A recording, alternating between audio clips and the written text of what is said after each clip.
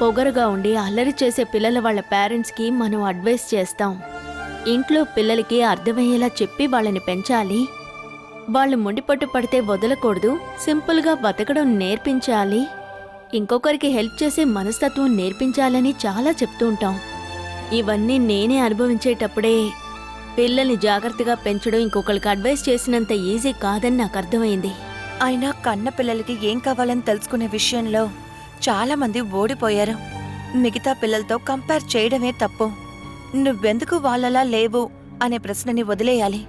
5వ క్లాస్కి వెళ్లేటప్పుడే నువ్వు ఐఏఎస్ అవ్వాలని పిల్లల్ని పుష్ చేయడం ఆపితేనే పిల్లలు స్ట్రెస్ లేకుండా చదువుతారక్క. వేణు మంచివాడు కాదు చెడ్డవాడు అని ఎవరైనా అంటే అది నేను తట్టుకోలేను సితారా. ఎవరు చెడ్డవాళ్ళు కారక్క. పిల్లలకి కొన్ని బ్యాడ్ హ్యాబిట్స్ ఉంటాయి అంతే. అది సరిచేయటం ఈజీయే. ఒక 2-3 నెలలు వాడిని నా దగ్గర వదలండి, నేను సరిచేస్తానక్క. అది చాలా కష్టం. నేను ట్రై చేసి చూస్తానా? గెలిస్తే నాకేమిస్తారు? ఇవ్వడానికి నా దగ్గర ఏమీ లేదని నీకు బాగా తెలుసుగా. మీరు చేయగలిగిన విషయమేనక్క నేను అడుగుతాను. ఎంగేజ్మెంట్ జరిగిన పెళ్లిని నేను వద్దన్నాక ఇంట్లో నాకు 6 నెలలు టైం ఇచ్చారు. అదైపోతే ఇంకొక పెళ్లికి ఒప్పుకోవాలి. వాళ్ళిచ్చిన టైం అయిపోయింది. ఇక వేరే పెళ్లి చేసుకునే తీరాలి. కానీ ఆ పెళ్లి కొడుకు శివప్రసాద్ అయ్యుండాలని కోరుకుంటున్నాను.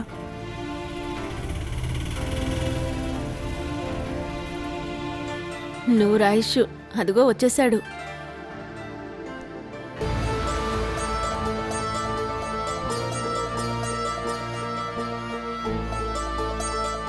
మీరేదైనా ముఖ్యమైన విషయం మాట్లాడుతున్నట్లయితే నేను వెళ్ళి తర్వాత వస్తాను.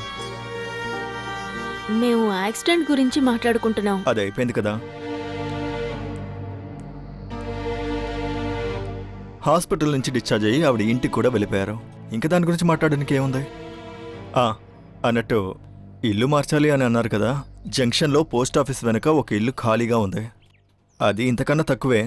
కాకపోతే అడ్వాన్స్ ఒక 10,000 ఇవ్వాలి. ఈ ఇల్లు ఖాళీ చేసేటప్పుడు బాకీ ఉన్న అద్దె సెటిల్ చేయాలి. ఇంకా కొత్త ఇంటికి అడ్వాన్స్ ఇవ్వాలి. అంతా ఒక్కసారి అంటే కష్టం కదా. మిగతా అద్దె తర్వాత ఇవ్వచ్చు. కొత్త ఇల్లు కావాలనుకుంటే ఇప్పుడే వెళ్ళి చూసి టోకెన్ అడ్వాన్స్ ఇవ్వాలి.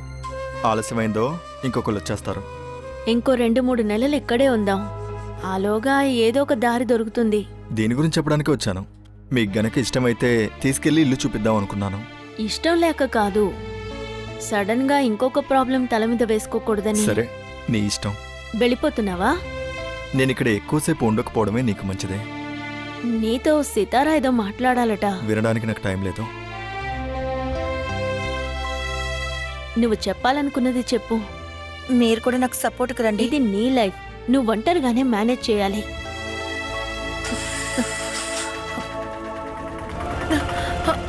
బండి కొంచెం ఆపండి. ఎందుకో? మన పెళ్లి గురించి మాట్లాడడానికి. దాని గురించి మాట్లాడుకున్నాం కదా. లేదు, అంటున్నట్టు ఏదో ఒకటి మాట్లాడి నాకు దూరం అవడమే తప్ప కావాలా వద్దా అని స్ట్రాంగ్గా ఒక నిర్ణయం తీసుకోలేదు. నేను స్ట్రాంగ్గానే ఉన్నాను.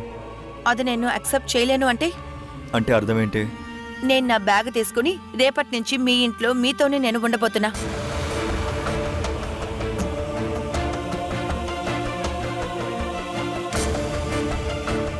ఆవిడని చూడక్కర్లేదు.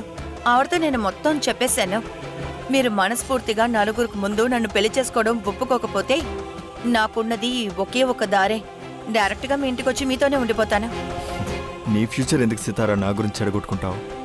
మీ కుటుంబంలో ఉన్నవాళ్ళు నన్ను ఒక ఆటో డ్రైవర్గానే చూస్తారు. వాళ్ళ కోసం కాదు, నా సంతోషం కోసమే నేను మిమ్మల్ని పెళ్లి చేసుకోవాలని ఆశపడుతున్నాను. నువ్వు మీ ఇంట్లో నన్ను పెళ్లి చేసుకోను అని మాటిచ్చావు కదా. అదప్పుడు కదా. ఈ 5-6 నెలల్లో అన్ని నిర్ణయాలు మారిపోయాయి. ఇలా మాటిమాటికి నిర్ణయాన్ని మార్చుకునే అమ్మాయిని నేనెలా నమ్మాలి? నిన్ను పెళ్లి చేసుకోబోతున్నాను అని ఏ నమ్మకంతో నలుగురికి చెప్పుకోగలను? ఓహో, అయితే అదే సమస్య. అదే సమస్య. బంగారాన్ని రుద్ది చూడొచ్చు, అమ్మాయిని అలా చూడలేం కదా. నేనిక మాట మారనని మిమ్మల్ని నమ్మించడం కోసం నేనేం చెయ్యాలో చెప్పండి. ఒకరోజు రాత్రి నాతో లేచిపోవడానికి బ్యాగ్ తీసుకొచ్చిన నువ్వు నెక్స్ట్ రోజే ఇంకొకరితో నిశ్చితార్థం చేసుకుని వేలికి ఉంగరం తొడుక్కున్నావు. ఒకవేళ నాకంటే మంచి వాళ్ళు తగిలితే వాళ్ళతో వెళ్ళిపోవని ఏంటి గ్యారంటీ? ఇలా మాట్లాడి నన్ను వదిలించుకోవాలా అనుకోవద్దు. ఖచ్చితంగా మీరు తప్ప నా జీవితంలోకి ఇంకెవ్వరూ రారు. అది మీరు నమ్మటానికి మీకింకా ఎన్ని రోజులు కావాలి? చెప్పండి, ఎన్ని నెలలు కావాలి? 2 నెలలు. ఒప్పుకుంటానా? ఈలోగా నీకింకో అఫైర్ ఉందని నాకు తెలిస్తే నన్ను అంత చీపుగా లెక్క వెయ్యొద్దు. నేను అడిగిన దానికి సమాధానం చెప్పు. దీనికి సమాధానం 2 నెలల తర్వాత చెప్తాను. 2 నెలలు సక్సెస్ఫుల్ గా గడిచిన తర్వాతే మనం పెళ్లి చేసుకుందాం. ఆ తర్వాతే నన్ను ఎన్ని రోజులు మీ వెనకే తిప్పించుకున్నందుకు వడ్డీ అసలుతో మీ మీద పగ తీర్చుకుంటాను.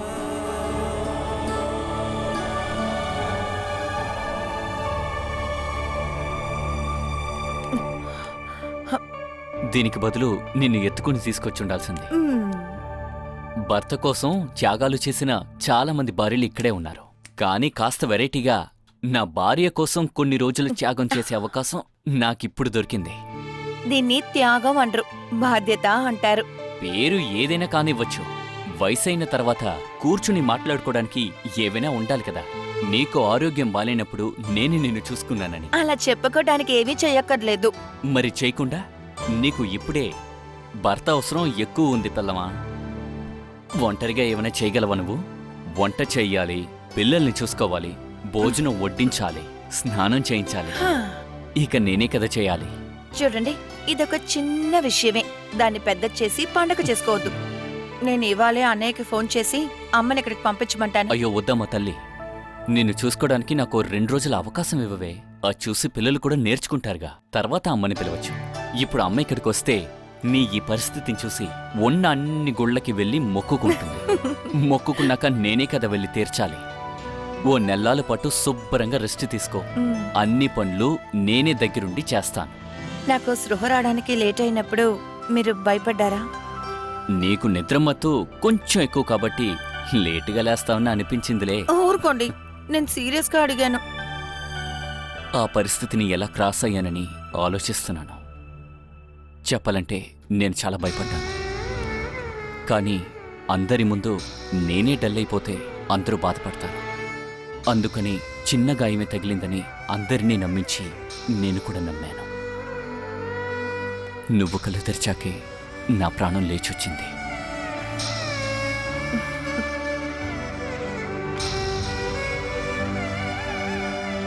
లేదు లేదు, ఆశ లోపలే ఉంది. సూపర్. ఇక్కడే ఉంది. తను చాలా బాగుంది. అబ్బే, ఇక్కడ అలాంటి సమస్య ఏం లేదు. నేను ఇక్కడ ఉన్నాను కదా. చూసావా, శివగామిదేవి ఫోన్ మాట్లాడుతోంది. ఈవిడేంటంటే ఇక్కడే బలిలా అతుకుపోయింది. జగదాంబ సామ్రాజ్యాన్ని గెలుచుకొని వెళ్ళాలనుకుంటుందేమో. లేదు లేదు, నేను తర్వాత కాల్ చేస్తాను. పద పద పద. బాలా ఇంటికి కాపలా ఉండడానికి వెళ్ళొచ్చారా? అయ్యో లేదు లేదు లేదు, సౌదీ రాజు యొక్క కొడుకు పెళ్లికి వెళ్ళొస్తున్నా. మిమ్మల్ని పిలవలేదా?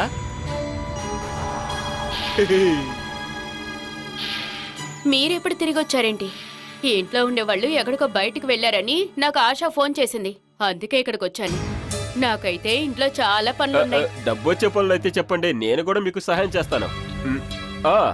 అదిగో వస్తున్నాడు. వాడు రావడం చూస్తున్నావా? ఏకపత్ని వ్రతుడు సుమేష్ కన్నా. అన్నయ్య, మీరు నిన్నే వస్తారనుకున్నాను. నువ్వెందుకు తమ్ముడు అలా అనుకున్నావు? నిజం చెప్పనా, మీరు 2 రోజులు ఇక్కడ లేకపోయేసరికి ఇల్లంతా బోసిగా మిగిలిపోయింది. అదంతా సరి చేయడానికి నువ్వు ఒక్కడు చాలు కదా. నువ్వు కూడా 2 రోజులు ఇంట్లో లేవు కదా? నేనెక్కడికి వెళ్ళాను? అక్కడ టూర్కు వెళ్ళిన వాళ్ళంతా వచ్చేసారా? ఓ, తిరిగి రాకుండా ఉండడానికి వాళ్ళు చావడానికైతే వెళ్ళలేదు. శ్రీజాతి మాట్లాడకుండా ముందు లోపలికి రండి. నిన్ను అన్నయ్య, ఒక్క నిమిషం మీరు వెళ్ళండి అత్తయ్య. నీతో కొంచెం మాట్లాడాలన్నయ్య. ఎప్పుడు లేంది వాళ్ళ ఎంత ప్రేమగా ఉన్నాడో చూడు. తను చెప్పిందంతా నిజమే. నువ్వెళ్ళు. చెప్పరా, ఇంకా 2 రోజులుగా నువ్వు ఎక్కడికి వెళ్ళావురా? ఒక బిజినెస్ పని మీద వెళ్ళానన్నయ్య. బిజినెస్ కోసమే కదా నువ్వు అన్ని సంబంధాలు పెట్టుకుంటున్నావు. ఈసారి ఏం బిజినెస్ చేసావు? Online marketing. ఓ, ఆన్లైన్. డైరెక్ట్ గా కాదు కదా, అయితే భయపడనక్కర్లేదు. అంటే 2 రోజుల ప్రోగ్రామే, కానీ నాకు అది సరిగ్గా అనిపించలేదు. ఓ, చేతిలో డబ్బులు ఉండడం వల్ల నువ్వెప్పుడు సుఖపడుతూనే ఉన్నావుగా, అందుకే అయ్యుండొచ్చేమో. అన్నయ్య, ఈ బాల వదిన పిల్లలు టూర్ నుంచి ఎప్పుడు వచ్చారు? నిన్న నైటే వింత వింత విషయాలు జరిగాయని బాల నాతో చెప్పేసింది. ఇంకేం చెప్పలేదా? ఓ, ఇంకేం చెప్తుంది? ఆ, ఆ, నా గురించి ఓ, ఏమైనా? నీ గురించి చెప్పడానికి నువ్వు వాళ్ళతో కలిసి టూర్కి వెళ్ళావా ఏంటి? అబ్బా, వెళ్లేదారిలో నా గురించి ఏమైనా చెప్పిందా అని అడిగాను. దానికి నేను వాళ్ళతో కలిసి వెళ్ళలేదుగా. ఓ, నేను ఊరికే అడిగాను అన్నయ్య. నువ్వు అదంతా ఊరికే అడగవే. ఏమి లేదా అన్నయ్య, నువ్వు వెళ్ళు, భోజనం ఉంది, వెళ్ళి భోంచే వెళ్ళు. నీ దొంగ పళ్ళన్నీ కూడా నేను త్వరలోనే బయట పెడతానురా. హ్మ్? అంటే బాల ఏం చెప్పలేదా? ఆ? హ్మ్?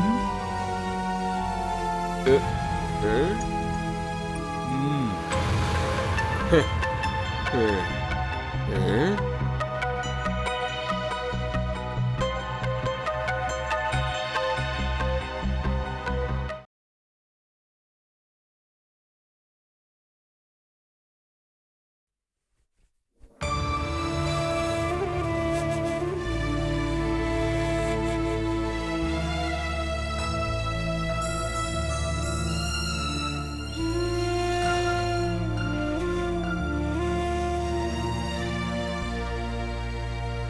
ఆశ, ఆశ్చర్యంగా ఉంది.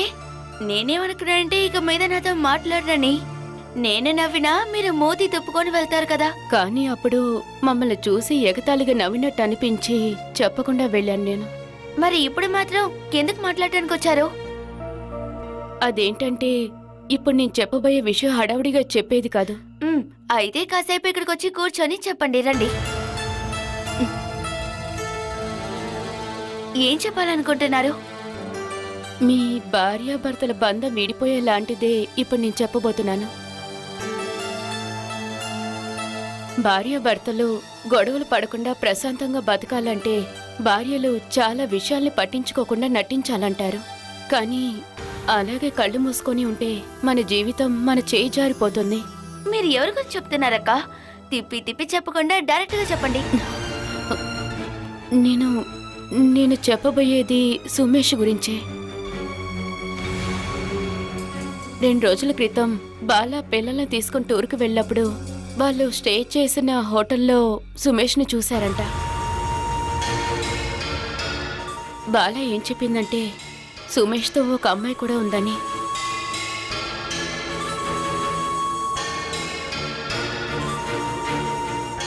నేను సుమేష్ గురించి మాట్లాడుతున్నాను. అర్థమైంది. మిగతా విషయం ఏంటో చెప్పండి.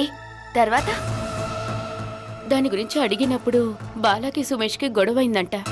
అలా గొడవ జరగానే వెంటనే సుమేష్ ఆ అమ్మాయిని తీసుకుని అక్కడి నుంచి వెళ్ళిపోయాడంట.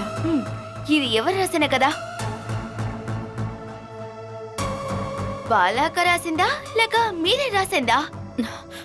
ఇది బాలాని నాతో చెప్పింది. బాలా ఎప్పుడు అబద్ధం చెప్పదు, నిజమే అంటుంది. ఇలా చూడండి, బాలాక చెప్పిన విషయాలని నిజమవ్వాల్సిన అవసరం లేదు. అసలు నిజానికి ఏం జరిగిందో మీకు తెలుసా? బాలాక వాళ్ళ ఫ్రెండ్ ప్రీతి వాళ్ళ ఆయనతో హోటల్ రూమ్ లో ఉన్నప్పుడు మా ఆయనే చూశారు. అది బయటికి తెలిసే అసేవైపోతుందని ఊరికే మా ఆయన మీద కథలు అల్లుతున్నారు. ఇలా జరిగే అవకాశం ఉందని మా ఆయన చెప్పింది నిజమైంది. ఎన్ని రోజులుగా తన మీద కొంచెమైనా ప్రేమ ఉండేది. ఆవిడ చేసిన తప్పుని దాచడానికి మా ఆయన మీద బ్లేమ్ వేయటం వల్ల నాకు ఇంకా కోపమే వస్తుంది. ఆశ, విషయం ఏంటంటే నా భర్త గురించి నాకు తెలుసు. ఆయన అబద్ధాలు చెప్తాడు, మోసం చేస్తాడు. కానీ నాకు తప్ప మిగతా ఎవరికి చోటు లేదు. ఇకపై కూడా ఉండదు. నాకు ఆ నమ్మకం ఉంది. ఆ నమ్మకం ఉన్నంత వరకు ఎవరు నాకు ఎన్ని కట్టుకథలు చెప్పినా నేను అసలు నమ్మను. ఆశా, నేను చెప్పేది కొంచెం మీరు కావాలంటే బాలాకి చెప్పింది నమ్మండి. కానీ ఇలాంటి ఒక నిందని మా ఆయన మీద మోపాలనుకున్నదాన్ని ఒక్కోసారి నేను చూడాలి. మిగతా విషయాలన్నీ కలిసినప్పుడు మాట్లాడుకుంటాను.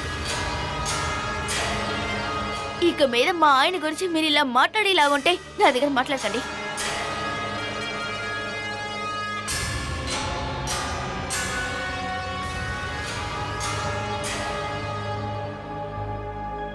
అనిల్ అక్క ఇంటికి వెళ్ళారా? మేమింటికొచ్చి గంటన్నర అయింది బాలా. నేనిప్పుడు ఫోన్ చేసింది ఒక ముఖ్యమైన విషయం చెప్పడం కోసమే. ఆశ ఒంటరిగా ఉన్నప్పుడు సుమేష్ గురించి నిజం చెప్పాను తనకి. కానీ దానికి ముందే సుమేష్ తనతో ఏం చెప్పాడంటే జరిగిందంతా మార్చేసి తనతో అబద్ధం చెప్పాడు. సుమేష్ చాలా మోసగాడు. ఏం చెప్పాడట? నువ్వు ఆర్కే హోటల్లో ఒంటరిగా ఉండడం తను చూశానని చెప్పాడంట. దాని గురించి అడిగినప్పుడు మీ ఇద్దరి మధ్య గొడవ జరిగిందంట.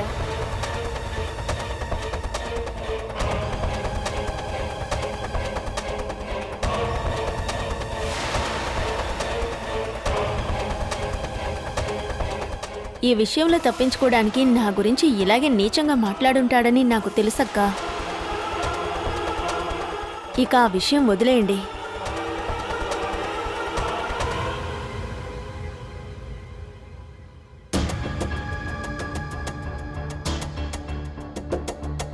తను ఫోన్ చేతిలో పుట్టుకొని ఏం చేస్తుంది? భగవంతుడా, తనేం చేస్తుంది? నన్ను వదిలేసి వెళ్ళిపోతుందా ఏంటి?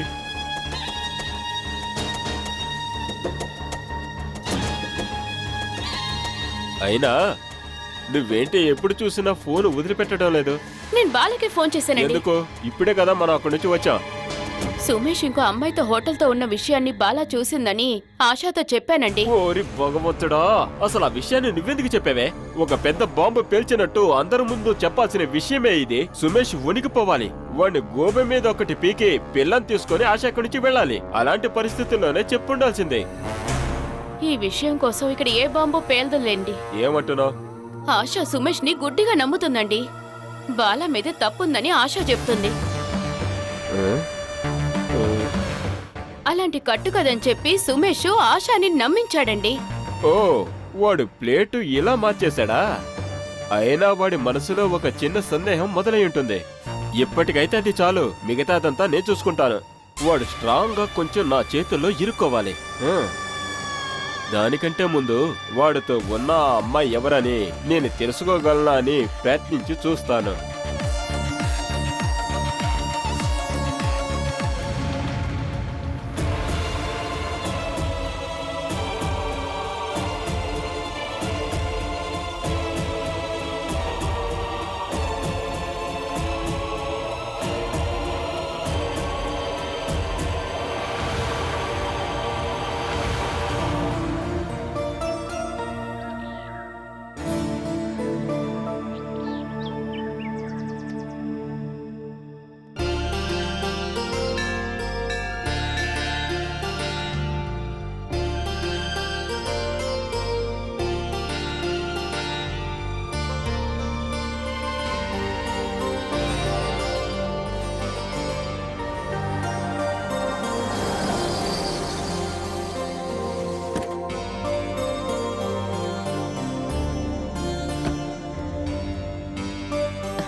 రా. అమ్మా, మన ఇంటి పక్కనే 4-5 గుళ్ళున్నాయిగా, అవన్నీ సరిపోవని 10 కిలోమీటర్ల దూరంగా ఉన్న ఈ గుడికొచ్చావేంటి? ఒక్కొక్క గుళ్ళో ఒక్కొక్క దేవుడికి ఒక్కొక్క శక్తి ఉంటుంది. ప్రీతి కింద పడిపోయిందని తెలియగానే తనకేం కాకూడదని మనస్ఫూర్తిగా వేడుకున్నా వస్తాననుకున్న గుడి ఇదే. అందుకు నన్నెందుకు కష్టపెడతావు? నిన్ను తీసుకొచ్చింది వేరే మొక్కు కోసం రా. నీకు తగ్గ ఒక మంచి అమ్మాయి దొరకాలని. అందుకు నువ్వు ఏ మొక్కు మొక్కనక్కర్లేదు, అర్థమైందా? ఇప్పుడు నీకున్న మానసిక పరిస్థితిని మార్చాలనే ఇక్కడికి తీసుకొచ్చాను. వరుసగా 3 శనివారాలు ఇక్కడికొచ్చి ప్రార్థన చేసుకుంటే అనుకున్నది జరుగుతుంది. పాడుబడ్డ రోడ్లన్నీ సరైపోతాయంటావా? ఒరే, నీకు నమ్మకం లేకపోయినా తప్పుగా మాట్లాడుకో. నేనేం మాట్లాడాను? నువ్వే కదా చెప్పావు కంటిన్యూస్ గా 3 శనివారాలొచ్చి ప్రార్థిస్తే అనుకున్నది జరుగుతుంది అని. నాకైతే ముందుగా నాకు కావాల్సింది రోడ్డు మీద ఉన్న ఈ గుంటలన్నీ సరైపోవాలని. కారుకి నడుంకి డ్యామేజ్ అవుతోంది. దీనికేదైనా పరిహారం ఉంటే 3 కాదు 6 శనివారాలు నేనొస్తాను. దానికి పరిహారం నువ్వు మినిస్టర్ని వెళ్ళి కలవాలి. అనవసరంగా దేవుడి విషయంలో మొండికెక్కడ రా. రారా.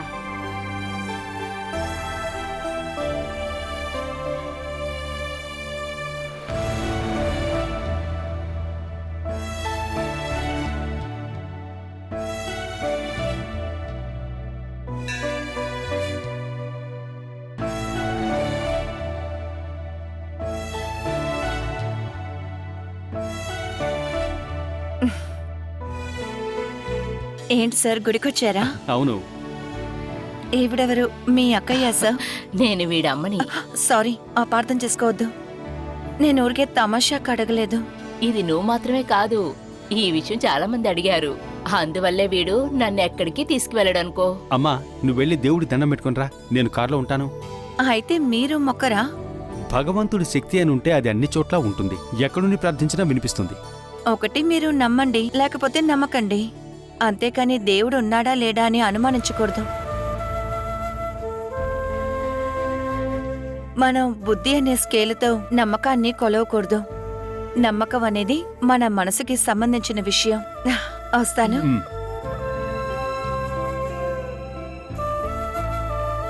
ఇంతకీ తనెవరో నువ్వు చెప్పలేదే. ఆవిడే కళ్యాణి ట్యూషన్ టీచర్.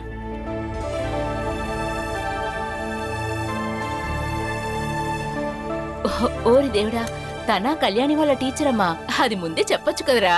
టీచర్ గారు, సుధా టీచర్.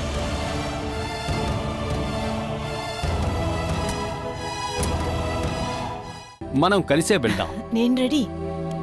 నేను అడ్వకేట్ని కలిశాను.